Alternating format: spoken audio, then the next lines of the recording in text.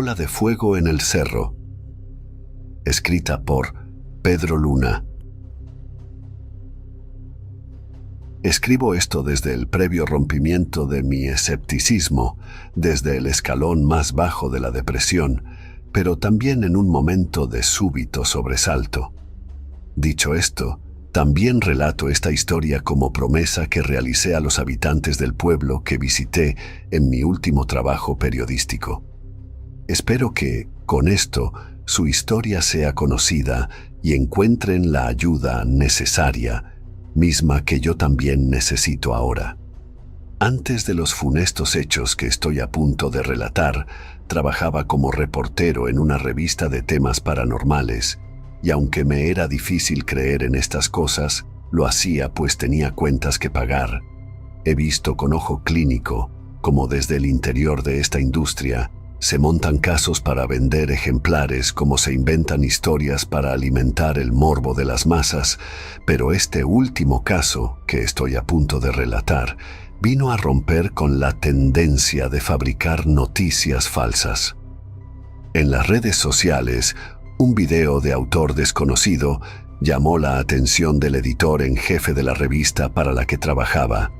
En este mismo podía apreciarse que en una comunidad de Puebla, sobre un cerro, una esfera de fuego descendía desde lo alto de la loma, ocurriendo este suceso justo en medio de la negra noche.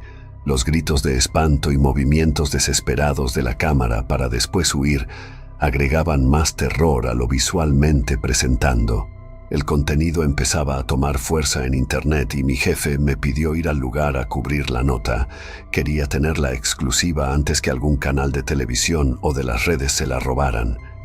Por lo que, sin mayor tardanza, ese fin de semana estaba viajando a una comunidad en el estado de Puebla, una pequeña entidad ubicada a las faldas del cerro de Atlixcapan. Al llegar a la comunidad, la cual se encuentra inmersa a unos de los costados de la vieja carretera de Atlixcapan-Jantetelco, pude apreciar la majestuosidad del gran cerro, el cual pareciera vigilar a la humilde congregación. Justo en el punto más alto de la loma, clavaba mi mirada y me imaginaba aquella bola de lumbre descendiendo de forma precipitada por los bordes de tierra. Manejé hasta donde la terracería me permitía, me estacioné en donde camionetas pertenecientes a habitantes de la comunidad también lo hacían. Descendí de mi vehículo y caminé hacia donde estaba marcado en un letrero percudido la bienvenida a San Pedro de Atlixcapan. Ahí se encontraban un par de trabajadores de campo, era el atardecer y descansaban en la sombra de la jornada laboral. Me presenté y les di a conocer el motivo de mi visita. Los dos hombres se comportaron muy amables. Me acompañaron hasta donde se encontraban los demás habitantes de San Pedro. Parecía que mi visita era inoportuna, pues en esa misma tarde velaban un cuerpo que para mi sorpresa resultaba ser el de un pequeño. Nos mantuvimos a raya a unos metros de la reducida multitud. No quería incomodar con mi presencia a los dolientes. Uno de los trabajadores aprovechó la distancia que existía con los asistentes para comentarme que no era el primero en perecer en similares condiciones. Cuando nuestra presencia se hizo notoria y se reveló el motivo de mi visita, los demás habitantes de San Pedro pidieron que me acercara al ataúd, el cual era una pequeña caja de madera abierta. Los trabajadores explicaron a las demás personas quién era yo, significando esto para ellos una luz de esperanza a sus tristes y horridos días. Sin embargo, lo que vi me dejó con más ganas de pedir ayuda que de ofrecer. Era la pequeña figura de un recién nacido, lucía drenado de sus facciones, su piel parecía seca y en una tonalidad púrpura. Lo chupó una bruja, comentaron los jornaleros. Confieso que ver al bebé y escuchar los comentarios de los habitantes me hicieron sentir sumamente molesto. Ellos esperaban que yo les llevara algún tipo de ayuda, que con mi trabajo periodístico hiciera conocer al resto del estado lo que sucedía en San Pedro. La realidad era que me estaba empezando a poner un poco asustado, pues nunca había visto unos restos en esas condiciones. Antes del anochecer, los habitantes de la comunidad se reunieron en casa de la familia del niño velado. Ofrecieron café y alimentos para todos. Mientras yo tomaba lugar, los dos jornaleros siguieron a mi lado, presentándome a cuanto vecino del lugar se encontraban. Con voz temerosa y casi a susurros, me explicaron lo que sucedía en la comunidad. El año pasado, un habitante de San Pedro subió al cerro de Atlixcapan. Este joven era un sinvergüenza. Se le advirtió no hacerlo, pues en lo más alto de la loma vive una señora que era habitante de este pueblo. Se le desterró de aquí, pues empezó a practicar actividades relacionadas con el innombrable. Ella optó por irse a vivir al cerro. Los habitantes prometimos no meternos en sus cosas y que ella no se metería en las nuestras, pero cierto día, este joven, de nombre Serafín, decidió subir a la loma, ya que un par de noches antes había visto una bola de fuego en lo más alto del otero. Quería comprobar y ver con sus propios ojos todo eso que contaban de la bruja del cerro de Atlixcapan. Por lo que una madrugada, mientras todos dormían, subió y se escondió en la maleza del lugar, esperando a que la mujer saliera de su paupérrima morada. Alrededor de las 3 de la mañana, dicen que vio cómo la mujer salía de su humilde hogar, se paró en la parte más inclinada de la loma y a la luz de la luna se empezó a desprender de sus piernas y brazos. Solo el tronco quedó, y esa misma parte del cuerpo empezó a despedir una humareda desde su interior, la cual pronto se convirtió en una fulgurante llamarada. La bola de fuego que se formó con su cuerpo sin extremidades se elevó de la tierra y descendió por el cerro con rumbo hacia la autopista. Serafín, después de salir de su asombro, se acercó a las extremidades de la bruja que yacían en la superficie de la cima, tomó las piernas y se las llevó consigo. Las escondió en alguna parte de la comunidad. Nadie sabe por qué lo hizo. Muchos dicen que enloqueció al ver la transformación de la bruja en fuego, ya que antes de morir andaba siempre gritando a vivo pulmón su historia.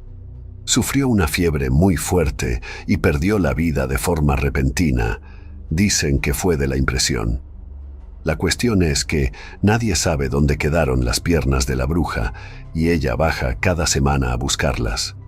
Se rompió la tregua y la señora se ha cobrado con a 3 bebés de la comunidad. Hemos intentado de todo, pero hasta ahora no hemos podido quitarnos esta maldición.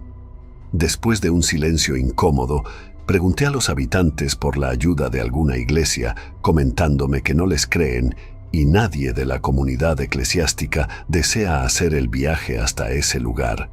Sintiéndome con cierta responsabilidad social, les prometí que llevaría su historia a cuantas personas fuera posible, con tal de que alguien escuche sus súplicas y crean lo que viven.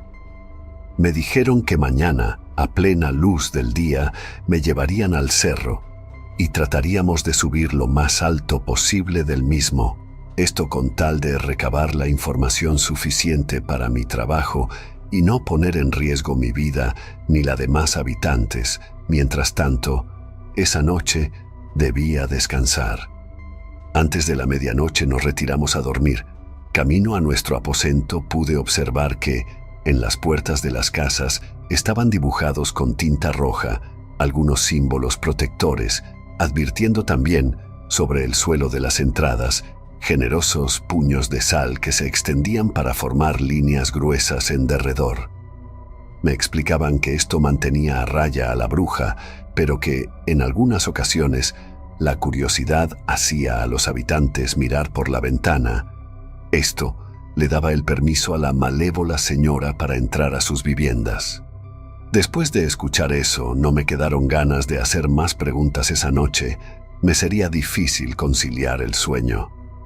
Fui alojado en una pequeña casa de cartón con techo de lámina.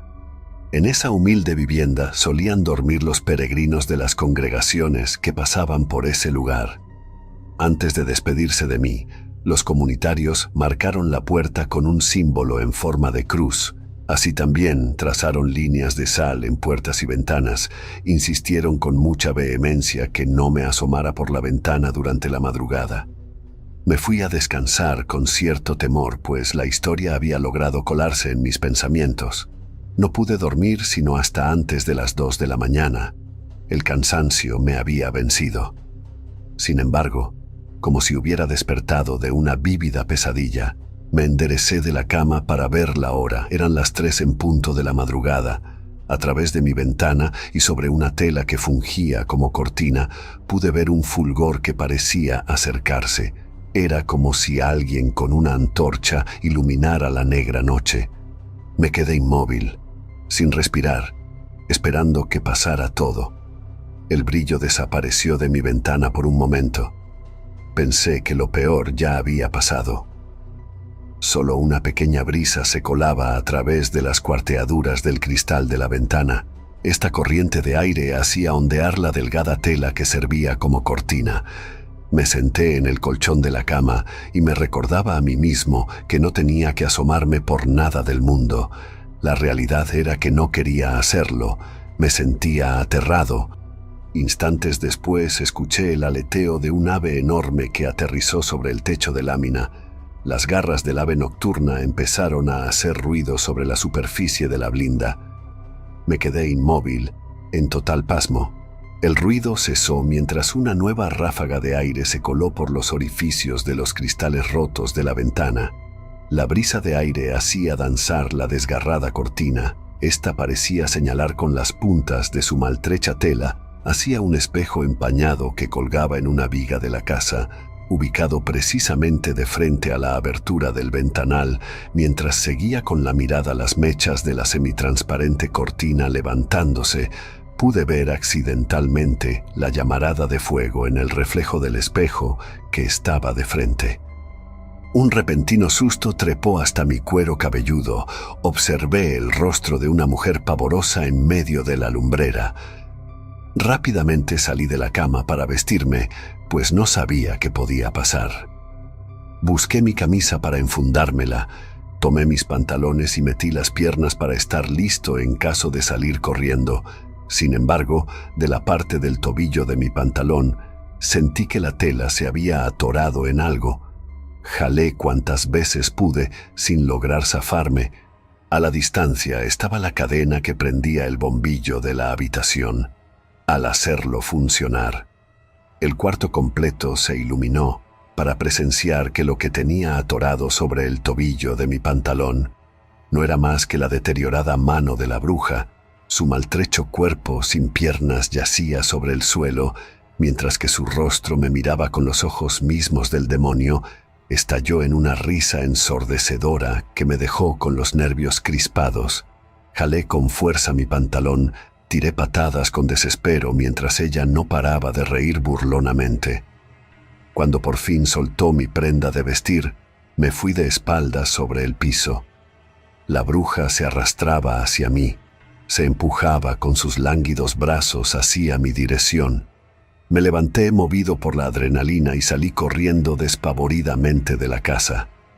Nadie, absolutamente nadie salió a socorrerme, ni siquiera a asomarse. No lo harían, pues no iban a tomar ningún riesgo. Corrí entre la noche hasta encontrar mi vehículo. Por suerte tenía las llaves guardadas en el pantalón. Dejé en la humilde vivienda otras pertenencias, pero no me importó, solo quería largarme de ahí. Tomé el camino de la carretera que subía hacia Jantetelco mientras pensaba que una vez estando sobre el camino, todo estaría mejor. Por el retrovisor pude observar cómo la pequeña casa de cartón y lámina que me fue asignada se prendía en llamas, y de ella salía una bola de lumbre que atravesaba el camino que yo corrí. La bola de fuego ahora estaba sobre la calzada, la venía midiendo por mis espejos. Aceleré cuan fuerte pude, pero ni así pareciese que podría alejarme de eso. La esfera en llamas se veía cada vez más cerca en el reflejo del retrovisor. Grité con todas mis fuerzas cuando la sentí a unos metros. Le pedí que me dejara en paz, Volteé por un segundo para observar a la maldita bruja. Estaba ya casi encima del maletero de mi automóvil, soltando sus llamas de forma retadora. Cuando devolví la mirada sobre el camino, dos luces de una gran unidad estaban frente a mí. Después de quedar deslumbrado por sus faros, todo fue profunda oscuridad. Desperté en la habitación de este hospital en el que ahora estoy. Me sentía confundido y sumamente drogado por los sedantes. En un principio pensé que todo había sido un sueño o una terrible pesadilla. Cuando abría los ojos podía ver a las enfermeras ir y venir. Cambiando mis vendajes pude ver en una ocasión a quien fuera mi editor en jefe, con rostro consternado, parado a un lado de mi cama, diciéndome que mi familia estaba en camino. No podía mantenerme lúcido. Desperté completamente en una madrugada. Estaban a mi lado un médico internista y un par de jóvenes. No se percataron que estaba consciente. Me quedé con los ojos cerrados mientras los escuchaba hablar entre sí. El doctor les explicaba discretamente a los jóvenes aprendices. Lo encontraron en la carretera Atlixcapan-Jantetelco. Chocó de frente con un camión de mudanzas. Cuando llegaron los paramédicos, encontraron al paciente en estado de inmóvil. Había perdido mucha sangre, sin embargo, y les pido mucha reserva en esto. Hay algo que no encaja en el reporte. El accidente fue muy fuerte y sufrió diversas heridas. El cinturón de seguridad le salvó la vida. No salió proyectado fuera de su vehículo, pero sus piernas, los paramédicos reportaron que no encontraron sus piernas en el lugar del accidente, lo cual es imposible que las haya perdido a causa del impacto. Fue como si algo o alguien se las hubiera desprendido. Mi reacción fue la que se podría esperar al escuchar tan desgraciada historia. Me enderecé y vi mis muñones vendados. Empecé a deshacerme en gritos y lamentos. Rápidamente fui sedado y atado a mi cama. Permanecí mucho tiempo así, pues temían que reaccionara violentamente contra mi humanidad. Con el tiempo, y una vez que vieron que mi comportamiento se normalizó, soltaron mis ataduras. Tardaría unos días en recuperarme y recobrar un poco la cordura, asimilar mi nueva y trágica realidad. Como proceso de sanación mental, pedí a los doctores que le permitieran a un familiar mío proporcionarme una libreta y un lapicero. Necesitaba escribir y lo haría bajo supervisión para no intentar nada en mi contra. En estos días solo he podido redactar esta experiencia para entretenerme y vaciar todo lo que tengo en mi atormentada mente. Mi editor en jefe evidentemente no volvió y estoy seguro de que no lo hará jamás. Lo que sí volvió es el terror que sentí cuando visité la comunidad de San Pedro de Atlixcapan. Volvió en forma de bola de fuego durante las madrugadas. Puedo observar por la ventana del hospital cómo a la distancia se eleva una esfera de lumbre, quedándose estática en el cenit de la noche, observándome, esperando el momento justo para entrar a mi habitación y esta vez no arrastrarse sobre el piso con sus lánguidos brazos, sino caminar con el par de piernas que seguramente tomó de mí.